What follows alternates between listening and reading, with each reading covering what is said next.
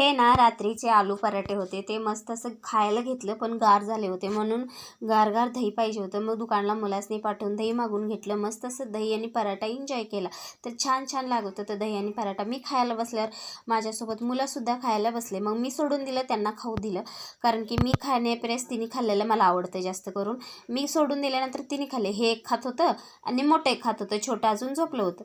तर मी आत येऊन सीताफळ बघितलं, थोडंसं पिकलं होतं, म्हणजे थोडं पण म्हणजे जास्तच पिकलं होतं.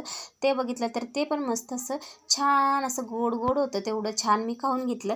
त्याच्यामुळं माझं मुलं खाल्ल्यानंतर माझं एकदम पोट भरल्यासारखंच वाटतं. सीताफळ खाऊन घेतला. मी लगेच स्वयंपाकाचं तयारी करायला बघितलं. मस्त असं भरलेलं वांगं बनवलं होतं, छान असं शिजत होतं बघा. भरलेलं वांगं, शेपूची भाजी, असं छानसं पातळ रस्सावर भातासोबत किंवा चपातीसोबत दोन्हीसोबत चालते असं वांगं करून घेतलं. मग इथं बघू शकता शेपूची भाजी पण केली. कोणाकोणाला आवडते नक्की कमेंटद्वारे सांगा.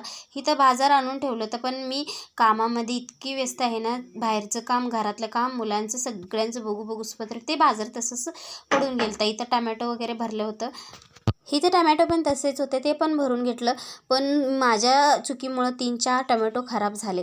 ते सगळं भरून घेतलं. मग थोडं थकवा वाटत होतं, म्हणून येऊन मुलगीला घेऊन थोडंफार झोपले.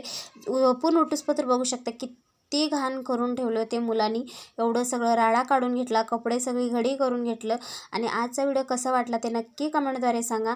आणि सबस्क्राईब, लाईक करायला विसरू नका. आणि कुणाला माझे व्हिडिओ आवडतात त्यांनी नक्की कमेंटद्वारे सांगा.